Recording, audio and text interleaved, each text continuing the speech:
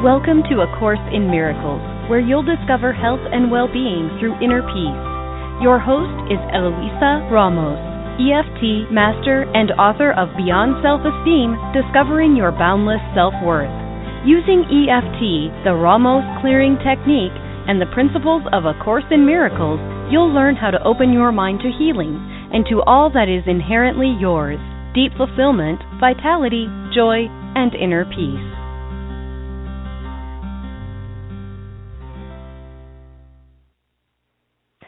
Welcome, everyone, to today's program, What is the Holy Spirit? With A Course in Miracles, Lessons 281 to 290. My name is Eloisa Ramos, and I am very happy you have joined me in exploring this question. We're seeking to learn and experience what is the Holy Spirit and its relationship to miracles and healing. I'd like to start today's topic with an example. I had a short conversation with one of my clients this week. She wanted help because she could not decide whether giving some pictures to her Dharma teacher was egotistical. She wanted to give a picture of herself standing next to some of her paintings that had been displayed in an exhibition, but she wasn't sure if she was just doing it to make herself special. She said, "My teacher is my ideal of how I would like to be. She is my heroine. I love her. She is kind and gentle, and everyone likes her. My goal is to be like her." So I asked, "And what is your intention in giving her this gift?"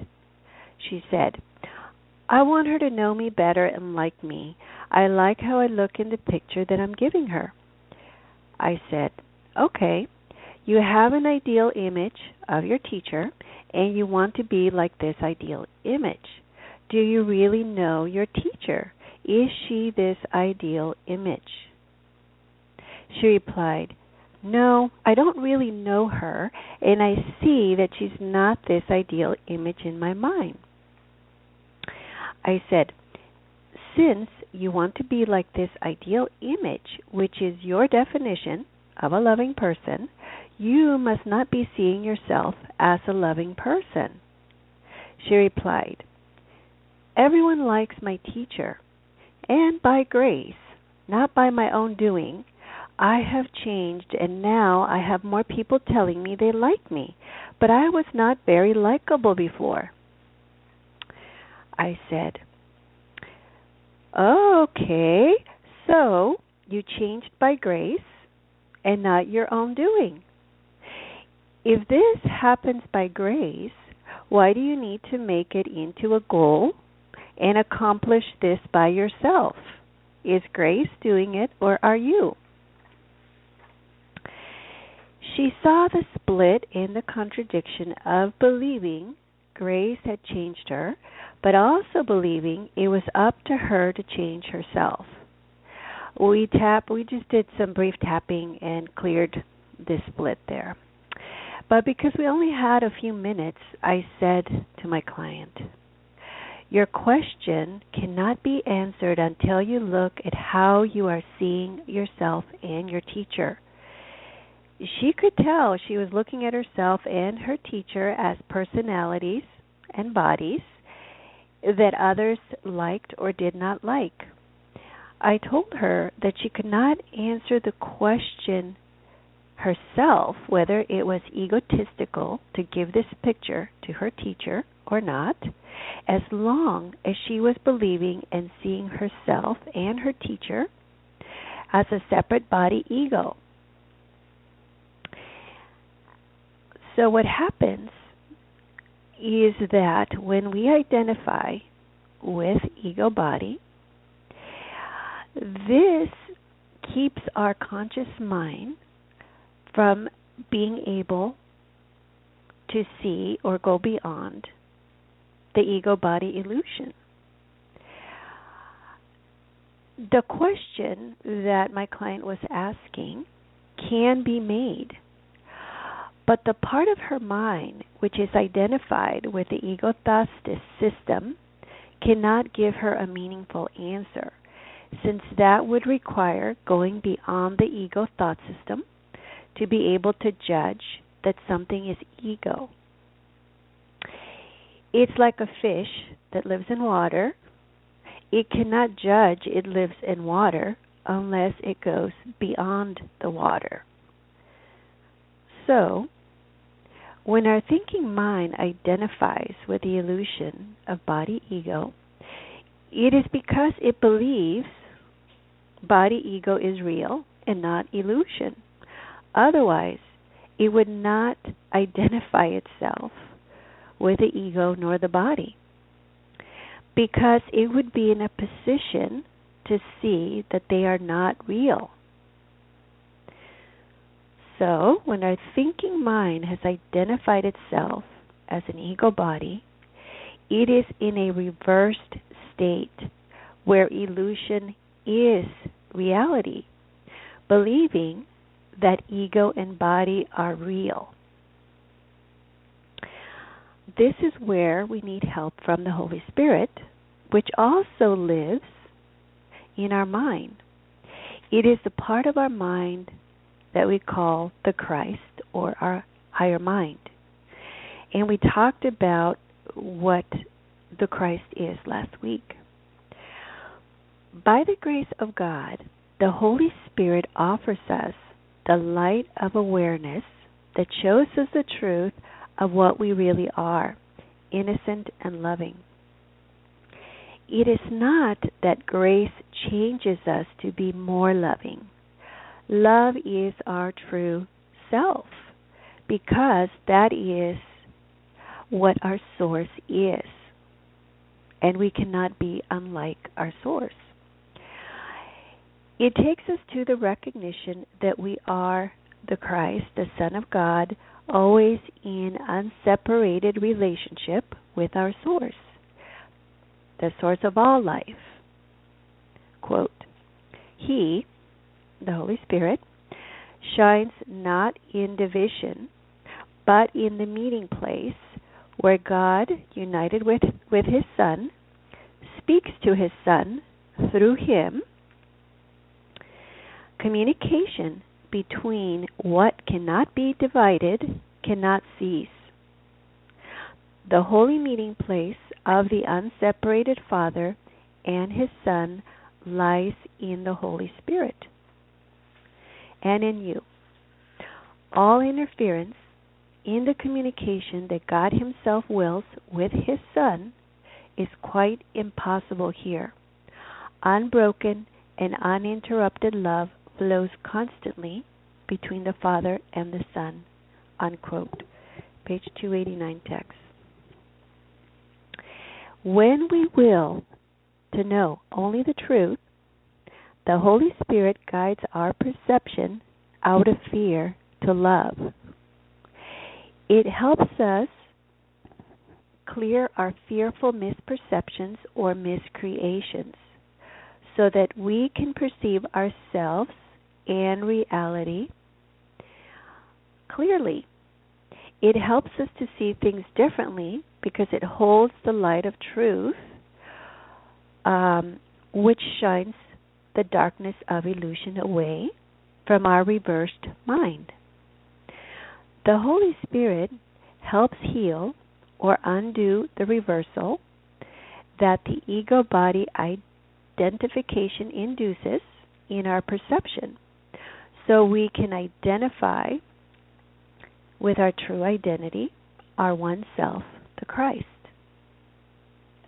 Quote, the Holy Spirit mediates between illusions and the truth, since He must bridge the gap between reality and dreams. Perception leads to knowledge through the grace that God has given Him to be His gift to everyone who turns to Him for truth. Unquote. Page 437, Lessons. We would be lost in this reversal, which is the illusion in our mind, and stuck with fear without the Holy Spirit. My client was not in a position to judge if her action was egotistical or not, because when we identify ourselves as ego bodies, We are not in a position to judge anything. We have reality and illusion confused. We are not in our right mind, as the Course in Miracles says, because we have identified with our ego thought system, which is the reverse of God's thoughts. We need help in deciding what to do. When our thinking, perceiving itself as a body ego, believes, and we believe we are our thinking, we will be like a mouse in a giant maze. The mouse can only see walls and corners, but not the way out. The Holy Spirit will be like a bird that flies above the maze of illusion, able to see the truth that is beyond the maze. Since He communicates or connects us to the memory of our wholeness.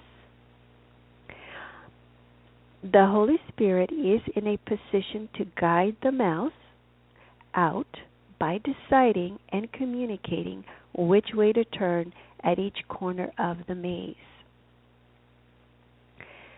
Yet the mouse can linger in time and stay in the maze if he or she wishes, but not indefinitely. The mouse can turn a deaf ear to the Holy Spirit's voice and stall its learning, but sooner or later, all mice will come to the awareness of the truth, the end of the maze, and the end of separation in time will be no more. Quote, the goal the Holy Spirit's teaching sets is just this end of dreams.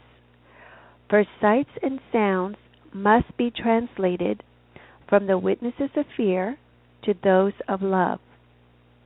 And when this is entirely accomplished, learning has achieved the only goal it has in truth.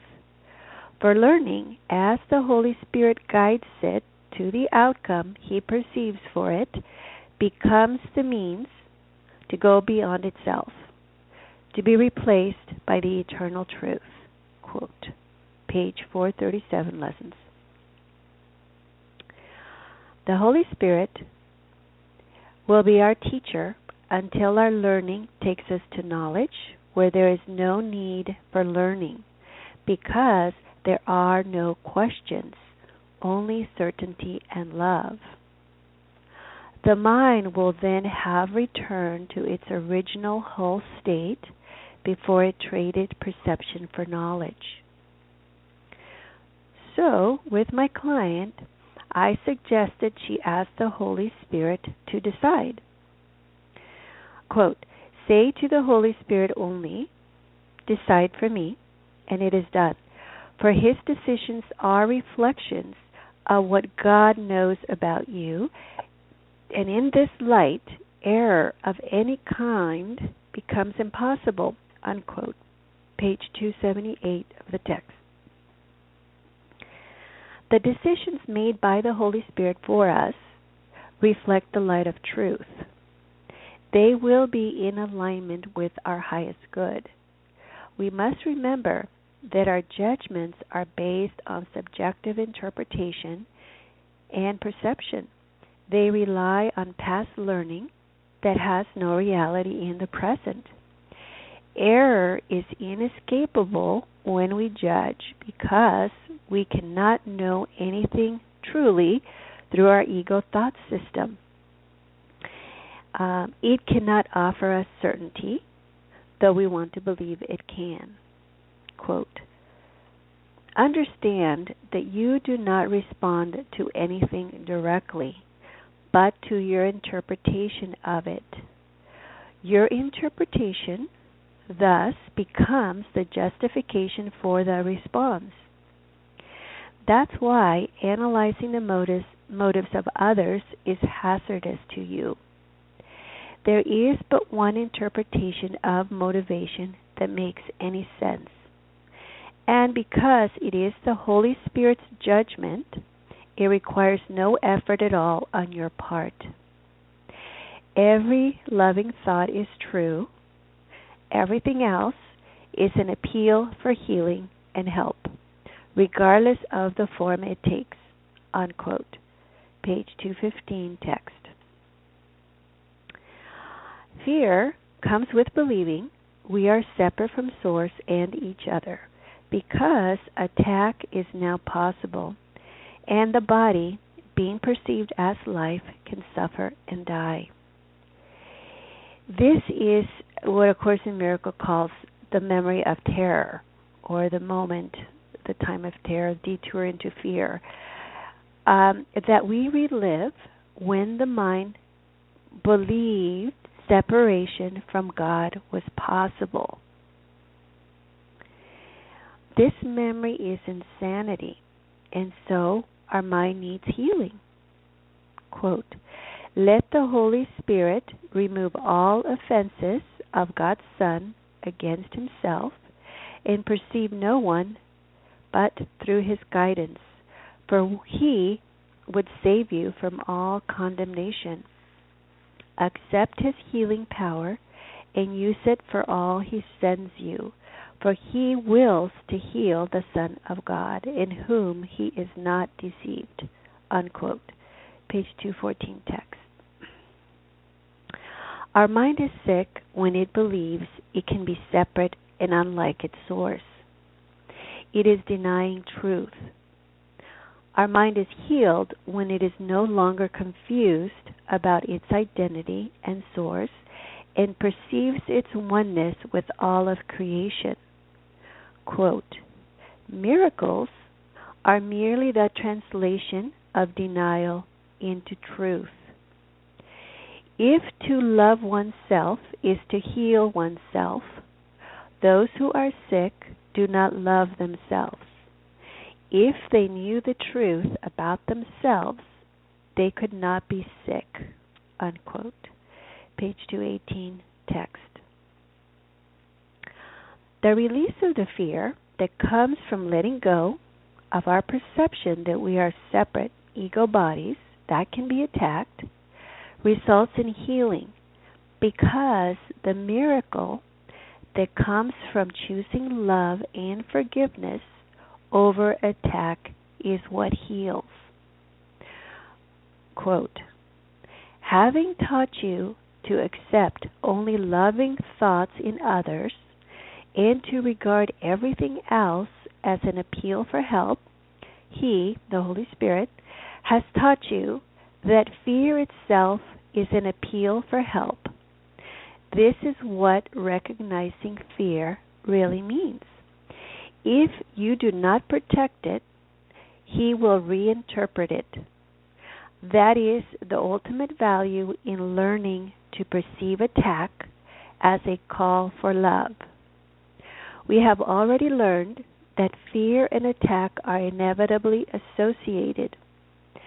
If only attack produces fear, and if you see attack as the call for help that it is, the unreality of fear must dawn on you.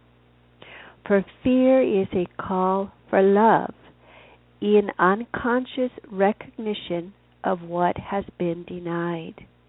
Unquote. Page 217 text.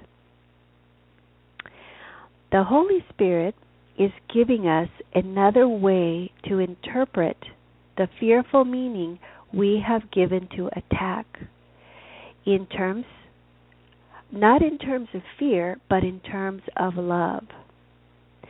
It tells us it is a call for love or a call for help and healing. By applying and practicing this new interpretation into our daily life, we're choosing a miracle instead of a grievance and accepting the atonement principle for ourselves. Quote, "The atonement is the only defense that cannot be used destructively, because it is not a device you made.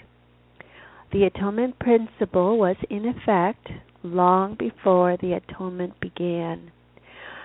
The principle was love, and the atonement was an act of love.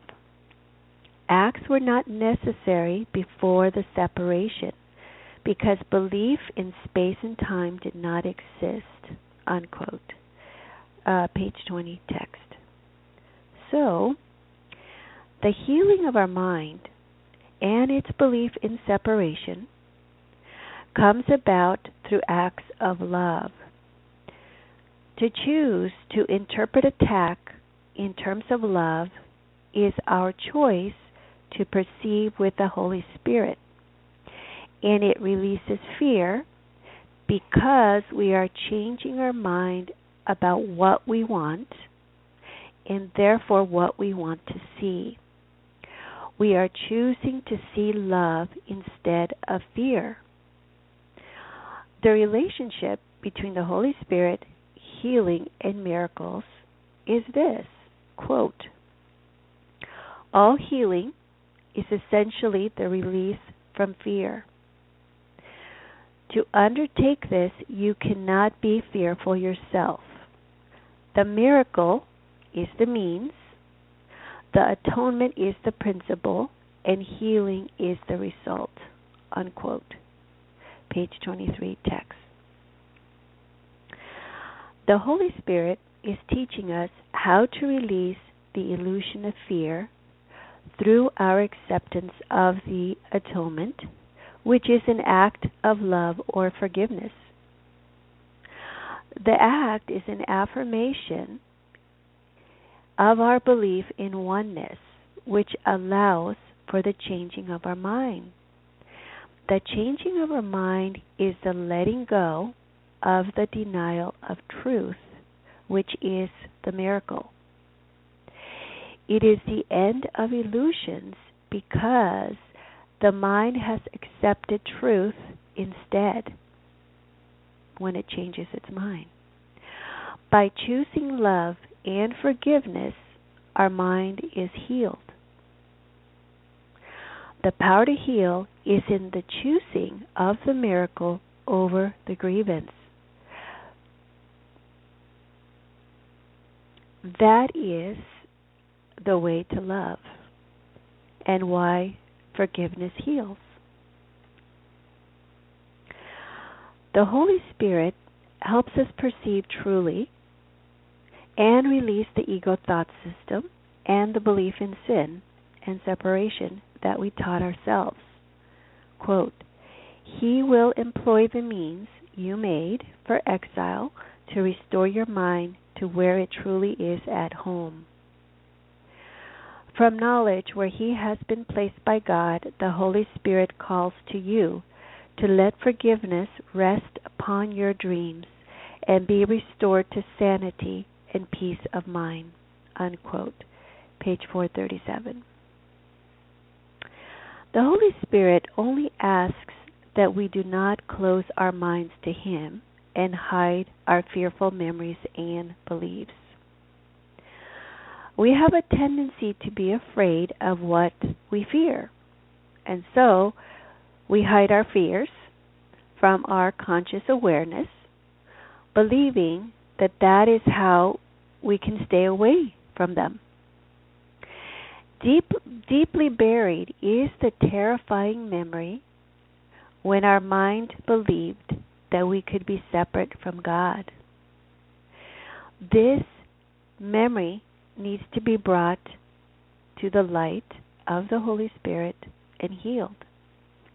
Quote, The Holy Spirit asks of you but this, bring to Him every secret you have locked away from Him.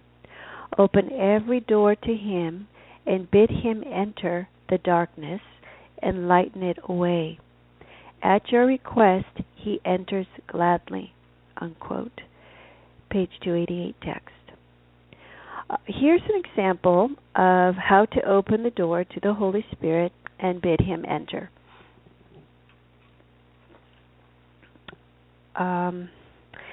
Another one of my clients was concerned with some pain in her eyes. She had been having difficulty sleeping for years because she was having nightmares and getting woken up during the night.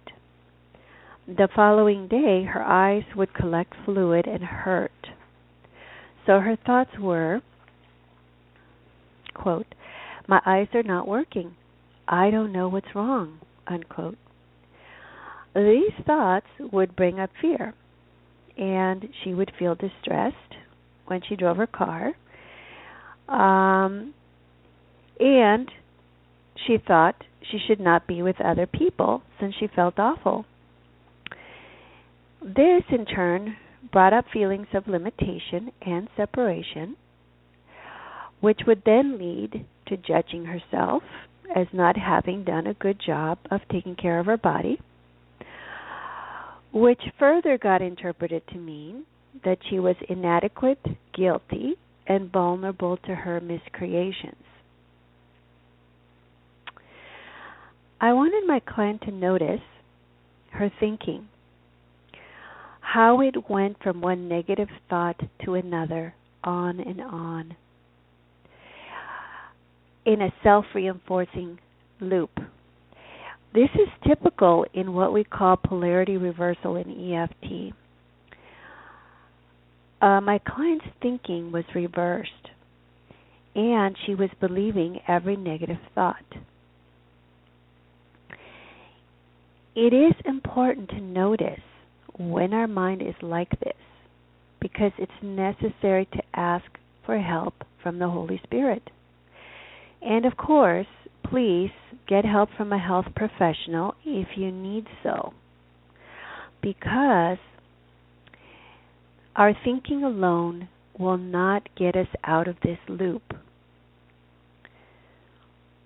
When our thinking is identified with ego body and is seeing illusion as reality, it's like trying to save yourself from drowning by swimming towards the bottom instead of up towards the surface.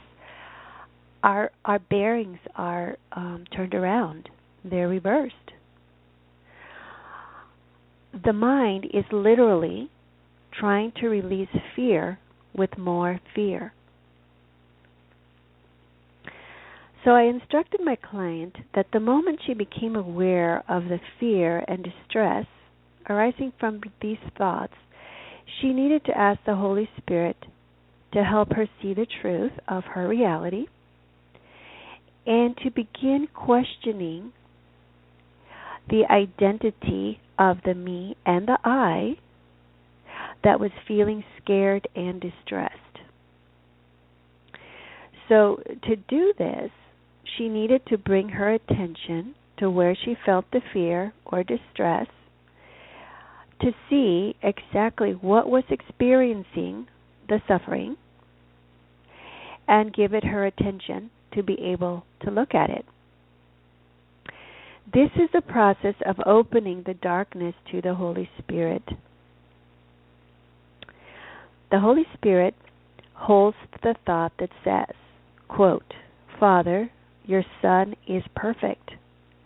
When I think that I am hurt in any way, it is because I have forgotten who I am, and that I am as you created me." Unquote. Lesson 281. The looking on our fears and distress, I call tuning into them,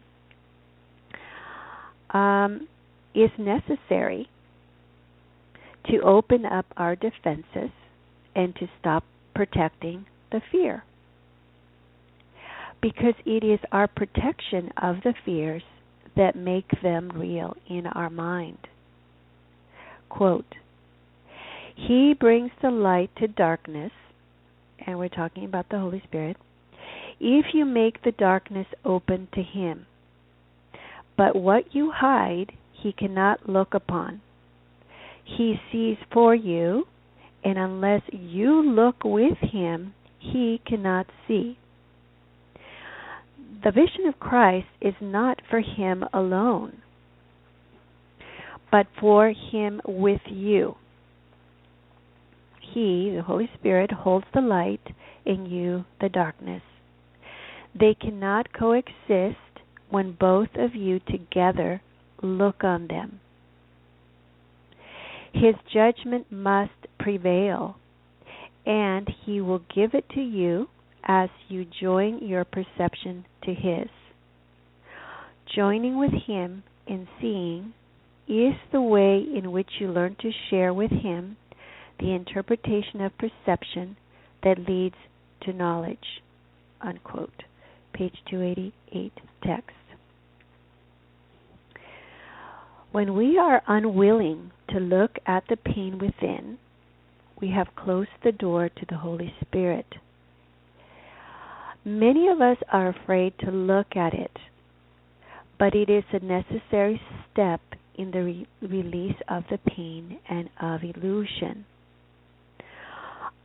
Until we do this, we cannot recognize that it is not us that suffers, but imaginings that are not real, and that these imaginings cannot suffer pain. It's like a child that's afraid there's a monster in the darkness under her bed, but refuses to shine a flashlight under there to look and see if what she imagines is really true or not, because she's afraid. The child has to learn to question her imaginings, since she cannot tell the difference between fantasy and reality. How else is she ever going to learn to tell the difference if she does not question them, but just assumes they are real and refuses to look under the bed? Quote, children do confuse fantasy and reality, and they are frightened because they do not recognize the difference. The Holy Spirit makes no distinction among dreams. He merely shines them away. His light is always the call to awaken whatever you have been dreaming. Nothing lasting lies in dreams, and the Holy Spirit, shining with the light from God Himself, speaks only for what lasts forever. Unquote. Page 104. Since my client is also a student of A Course in Miracles, and she believed that she was vulnerable to her miscreations, I asked her if her miscreations were real. She said, no, but within the illusion, they are real. So I said, what you are saying is that the monster that a child believes is under her bed does not exist in truth, but is real in the child's imagination and can still be a threat to her. She said yes. So, let's be very clear here. The monster itself cannot hurt anything in reality or in illusion, because it is a made-up fantasy of the child's imagination. It does not really exist. It does not matter if the child thinks it is under the bed or only in her imagination. It is not real in either place. A figment of our imagination can feel or appear real to us, but that does not make it real. Okay, this is very important because we have reality associated with being able to feel it and perceive it with our body. We can feel and perceive the movie we are watching as real, but it is not real. It is a made-up story that did not really happen. Our miscreations are imaginings or stories we made up. They have no real cause and so do not exist in reality, in truth, and not even in illusion, because illusion is not real. That's why we call imagination and fantasy imagination, and fantasy to distinguish it from reality. So, to say it again, our miscreations are not real in truth, and they are not real in illusion either, because nothing is real in illusion. That is the definition of illusion. It is not reality.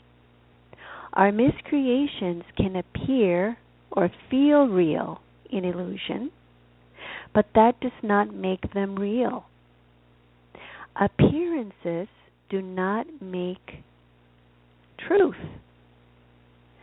Truth and reality has already been established by God. Christ's vision, or true perception, which we share with the Holy Spirit, brings our perceptions into alignment with truth. But these perceptions are not truth itself. So, reality is that which reflects truth. Our miscreations do not reflect truth, and so they are not real. Perception is the source of appearances and illusion, and we can perceive anything we want to see precisely because we make up our perception with our beliefs. This is why we traded perception for knowledge, because when we wish to be special in an exclusive way, this was not possible in truth, but only illusionary, but only in illusion. And we needed perception. However, it is not possible to be separate from our source in truth, only in illusion. Because what we are, the truth of what we are implies no separation. And so to believe we could be separate from source necessitated the splitting of our mind to hold both contradictory beliefs.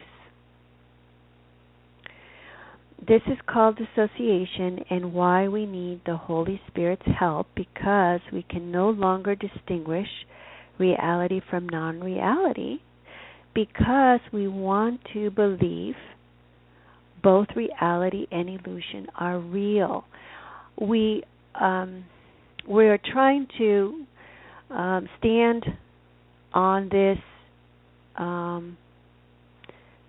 you could say, on this fence between reality and illusion, but we want to believe that they're both real. We're not willing to choose one or the other.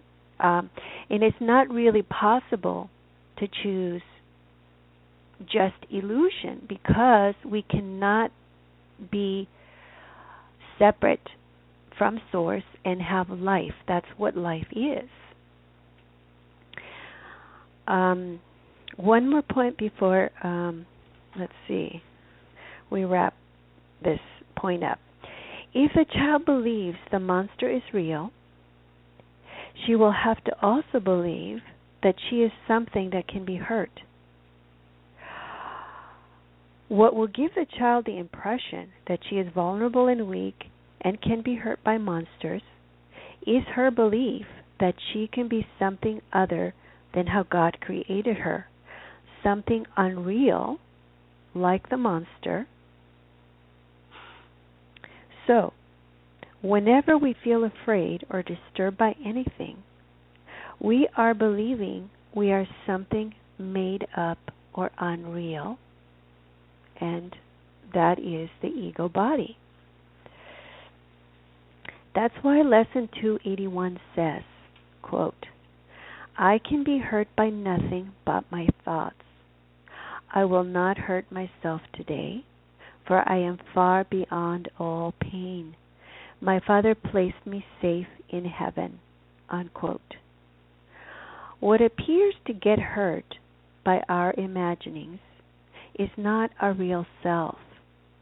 It is a self that we made up that can be hurt by made-up monsters in our mind. So, the truth of what we are is within us. It's not possible for it to not be there. If we seek the truth and ask the questions, the Holy Spirit, which is the voice for God, communicates the truth of what we are and therefore can show us that the, quote, self that is hurting and distressed, unquote, is not us in truth. It is a false identity that suffers. It is ego-body illusion that suffers, and therefore there can be no guilt. This memory of the Christ, which is our identity in relationship to our source, means we are the Son of God and safe in heaven. Lesson 281, quote, Father, your Son is perfect. When I think that I am hurt in any way, it is because I have forgotten who I am and that I am as you created me. I can be hurt by nothing but my thoughts. The thoughts I think with you can only bless. The thoughts I think with you alone are true, unquote. Lesson 282, quote, my true identity abides in you, unquote. Lesson 285, my holiness shines bright and clear today. My holiness, joy, love, and peace, my reality is yours, and I share in it. My illusions are nothing. And to conclude, I'm going to quote this again. The holy meeting place of the unseparated Father and His Son lies in the Holy Spirit and in you. All interference in the communication that God Himself wills with His Son is quite impossible here. Unbroken and uninterrupted love flows constantly between the Father and the Son, as both would have it be, and so it is, unquote. Page 290 of the text. And this concludes our topic for today on what is the Holy Spirit. Please join me next time when we look at what is the real world. Thank you and blessings to everyone. For more information about EFT, muscle testing, working with Eloisa, and to download a free version of the Ramos clearing technique, visit www.healingwitheft.com.